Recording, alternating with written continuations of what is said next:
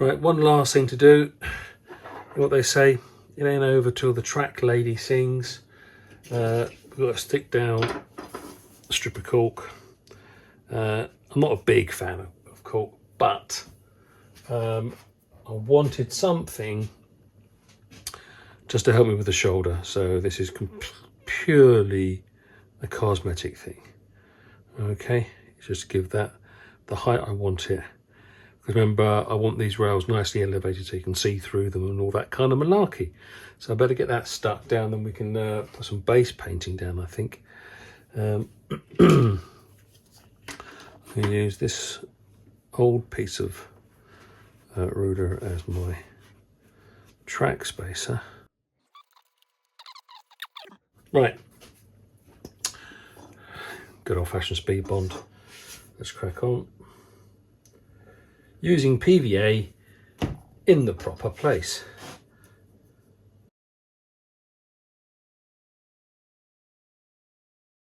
Job done. Right, better do some painting. So I'm going to use a little bit of burnt umber and a bit of crimson, because some of these, I think one of these becks is called the Iron Beck.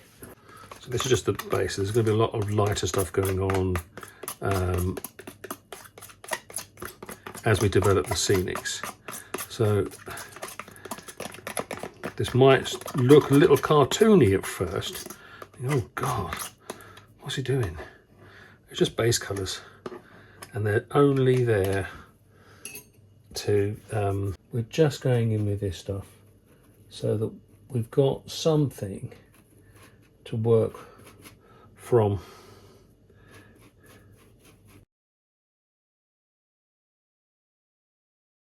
I'm using acrylic here because it also works as a very good sealant.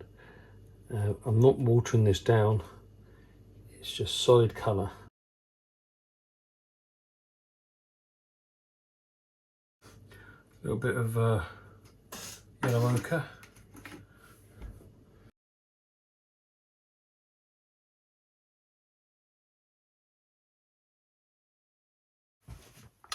Raw sienna and white.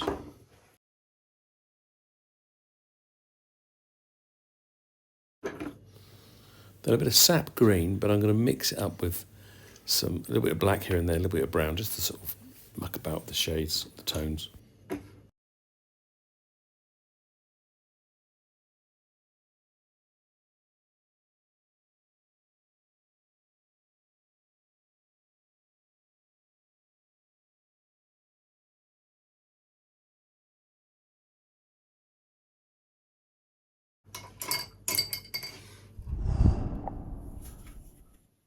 Right, road textures. So, I've been mucking about for years now, and this is my choice. It's the choice of most bottle makers, actually. And this is chinchilla bathing powder. Now, there are various types of chinchilla bathing powder. This is the one I prefer. This is Critter's Choice, right, from Happy Pet. Now, it is the reason why I like this one. There's various names. The powder, I personally think, is the best because the powder is seriously fine. Right now, if you get this is a paint sieve. It's actually what my son uses to clean up his resin from his 3D printer, and you'll find that this stuff actually. I'm not sure if the camera will get that. Yeah. It shakes through the filter of a paint sieve. That's how fine it is. But occasionally it has a few lumps and bumps in. And particularly when you do what I'm going to do next, you can have a few lumps and bumps. And I want a really fine texture because it's hard to get fine texture stuff for the smaller scales. Although there is something coming to the market which I shall be talking about a little bit later. But let's talk about what I'm going to be doing for this. Now, I've got myself a little jam jar. Jalapeno peppers, excellent. Oh, it smells good. You don't have to have jalapeno peppers. Any kind of jam jar will do. I'm going to fill this up with chinchilla powder. Right. Now, a big bag like this it doesn't cost a lot of money, and it will last you forever. It's really quite good as a medium for doing various kind of textures, or fine textures that are finer than like a ballast. But there is a little bit of fannying about, which is why we're going to talk about. I don't need that much. I want to be able to shake it. We'll be talking about something soon, but let's just do what I'm doing on this first, and we'll come to that other thing later. Now, remember I was speaking to you about pigments, or artists' oil paint pigments. All right, so I'm going to get a little bit of black artist's pigment. I'm going to put a couple of dobs in there. It's possibly a little bit too dark, but it's not the end of the world. Put my lid back on. Something else that works quite good in this is if you can get a ball bearing, but this works anyway. So I'm just going to shake this up.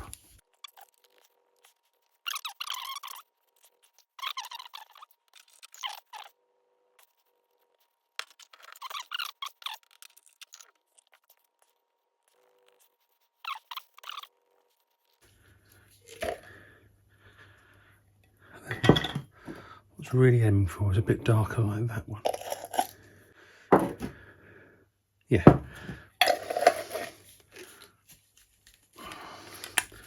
Right, that's going to be dark enough for what I want. Because if you go too dark, you can't do anything with it. You want a grey that, if you want to, you can stain up or put powders on and all that kind of stuff. Right. So that's mixed up. When I put it through the sieve, it gets rid of all the little bits and bats I'm not sure that you can see in there. But yeah. So next job is going to be to mask up the road. Right, for masking, I'm going to be using predominantly Tamiya. I'll be using because they do a really good range of stuff that's really quite nice for bending and stuff on painting up vehicles, really controlled cars and so on and so forth. They do 1mm, which is really nice for bending around tight corners, 2mm, which is also bendable. So that'll be what I'm mainly using initially. Then I might use that if I've got some corners that this can't cope with. Then you have this stuff, which is it's a miniature version of what you can buy. Decorators use it. I've seen car guys use it as well, where you can get big sheets like a metre long with a band of double-sided or a band of masking tape. And so what I'll be doing is I'll be using this stuff to do close to the edges. I'll be using this to then support that, and then stuck to this will be this, so that I'm not covering the whole layout with this stuff. Right? You can of course use paper, but I've got some of this. I may as well use it, and it's only a couple of quid. Right, so we're going to do a little bit of masking. Not all of it, it'll be really dull. But we'll do a little bit live. Now, these little rolls of masking tape, they come with these little plastic edges, which kind of keeps it all nice and tidy. It's basically paper masking tape, same as normal, but it's really trimmed down, and it's important to have that support. Now, I'm not sure if this is going to work. Excuse the state of my hands, but I've got lots of dye and stuff all over them, and it's a real struggle to get off. I've reworked this. You may have noticed there's a few bits of white. Don't worry about that. I'm going to be painting that in later. It's been reworked mainly because I wanted to get rid of some of the bumps on the top, because what I'm going to be doing, it doesn't matter so much if you've got little patches of hollows. If they do show up, it's a little bit like the real world anyway. If anyone's driven through the North Yorkshire moors, you know there's plenty of scruffy bits of roadway, or in fact anywhere in the UK. But it doesn't have loads of like molehills in the middle of it. So they've all been sanded down and it's been repainted. Now, when masking with these, I'm just going to put that down like that. It really isn't rocket science, but secure it with your thumb and then work it with your finger, this finger, so that you change that circumference. so that it becomes a curve. It's always good to have some kind of tool to help burnish that. Okay, so we're gonna, just to help make sure it stays down. When you get to a point like this where we've got a little corner, then what I'm going to do is I'm just going to hold the tape back on itself, introduce the scalpel, and then I'm just going to pull over the scalpel. So I'm not cutting into it, I'm pulling this across the blade. Okay. Boom, boom, boom, boom, boom, boom. See, these bits are quite easy because they're just straight. In fact, because they're straight, I'm not going to waste that stuff. It's not important. We can go straight in with a little bit of, with a little bit of this stuff. So we're going to go across there like that, burnish that in place. Same trick, bigger piece of tape, put your blade where you want that to be, and there you go. So you're not cutting into the product. Hopefully that's a nice bijoute little tipola. You don't have to burnish all of that because you're only pulling, you know, if that was a better finished paint job, you don't want to be pulling it off. You just want to be burnishing that edge. Helps with bleed underneath. At this point, you might be thinking, but you've already painted it, Peach. What's going on? What's occurring? Well, all will be revealed when I've finished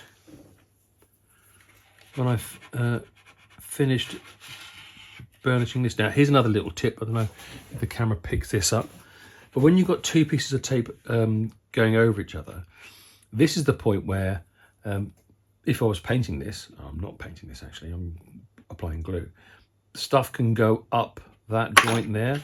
So that before you burnish this side, burnish down here so you get that corner as tight as possible before you then work on that. Okay.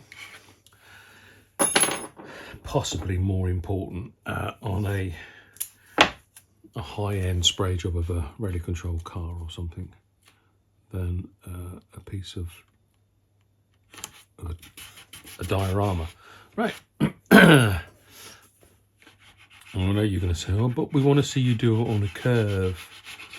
So I'll do this bit of curve and then I'm just going to turn the camera on, get off and crack on it with yourself. Got some weird odd shapes here. It doesn't really matter what I'm doing because remember, although I want to control where control the product that I'm putting down on here,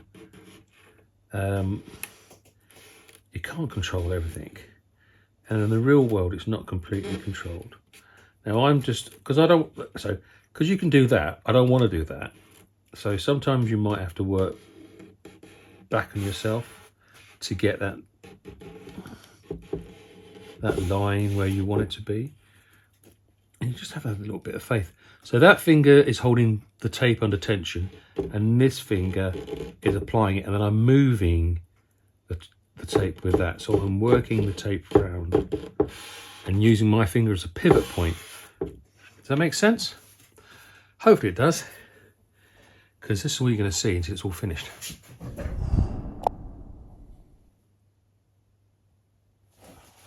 I'm not sure if I videoed any of this.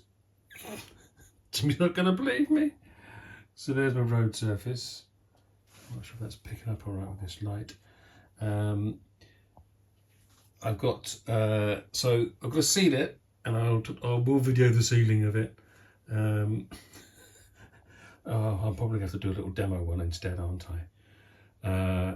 Because you missed the whole process, and Jimmy's not going to believe that I didn't do that deliberately.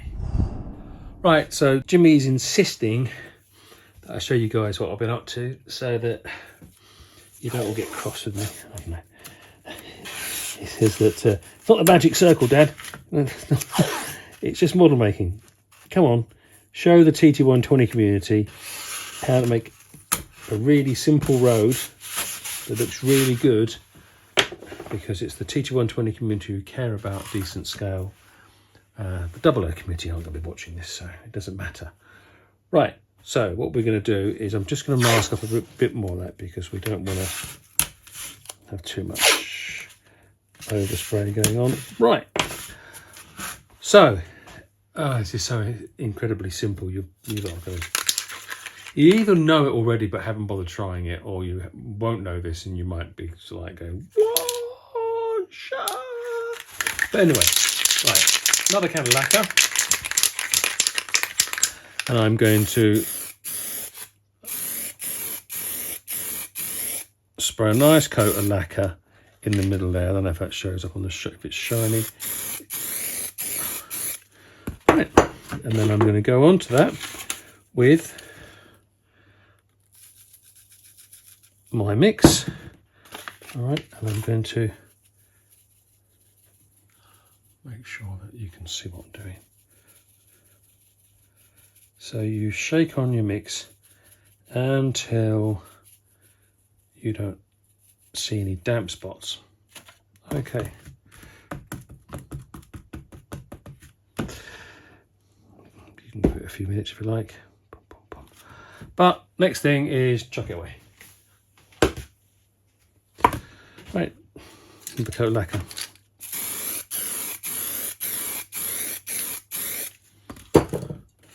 More mix. Oh, almost running out.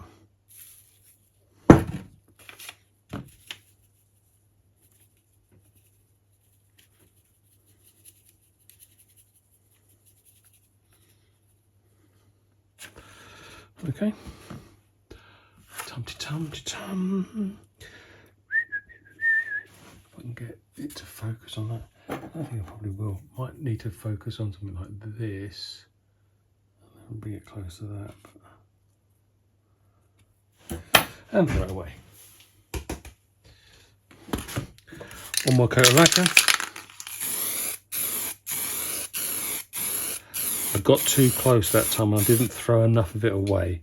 I rushed that bit. Never mind, you can go over it. Yeah, so it's actually, well, it's a prime example of actually, if you don't pay attention to what you're doing, you rush these things, then it can ball up, because that has balled up there.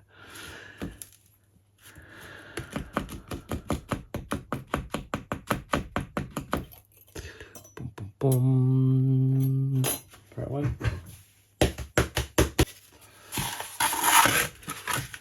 Are you happy with that?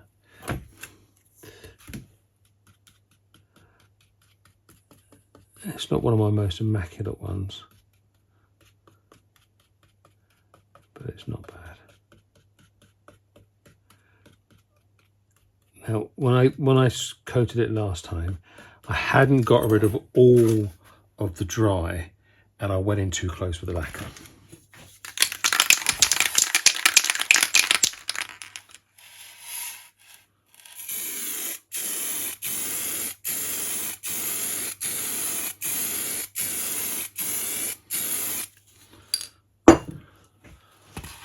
That's it. Take the camera closer.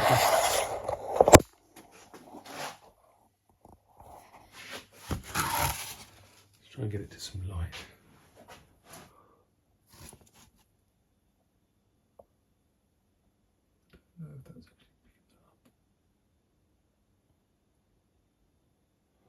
But that's basically how the yard down there has been done. That's it. Now, obviously, if you're doing a layout, you can't just turn it upside down, but you can wait for it to dry and hoover it up in between coats. That's basically how I did it on my layout. Okay. Okay, time to dress the edge of the road. I'm going to use World War Scenic's basing glue. It's, yes, you can water down PVA. I'm using this.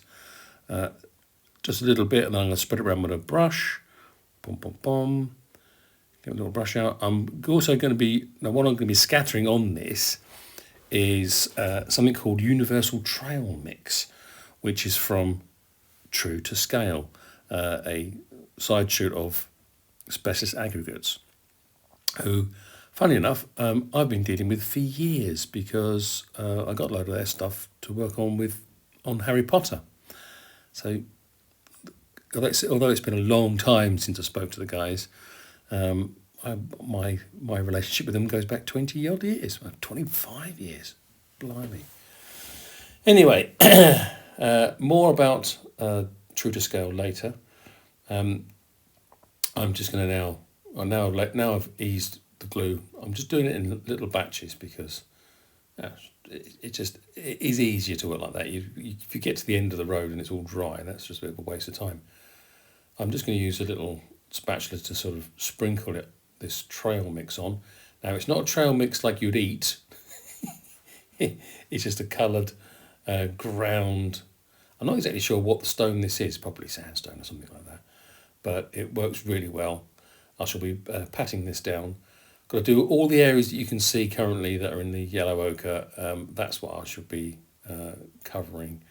And it's not super technical. You stick some glue down, you sprinkle some of this stuff on, you let it dry, and that's it. Okay, nightmare. I didn't record a thing apart from the little bit down there. So I've just been patting this down. I mean, it's pretty simple stuff. You put down glue, you put down the grey stuff, the texture, and that's it really. It will be all blown off, and later on you may not see. You'll see some of it. You won't see a lot of it because that's all a part of doing the layers.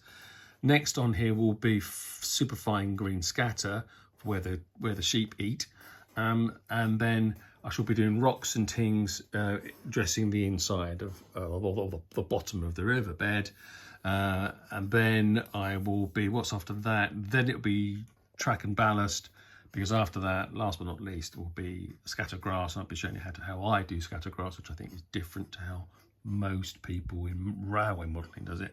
I do it more like the miniature modellers because I like the way it looks. Then there's trees, and then last but not least will be the people and the sheepies. So if you've been enjoying this, thank you so much for all the people who have been making some really, really pleasant comments and giving me, offering me loads of support. It's been fantastic. Thank you, guys. If you're new to this and you're enjoying it, please don't forget to like and subscribe. And take care of yourselves. Cheerio, bye. And that is all there is to tell. I'll be on my way now, sir. I've got urgent business in the south. I have to meet a man at Marlborough Junction.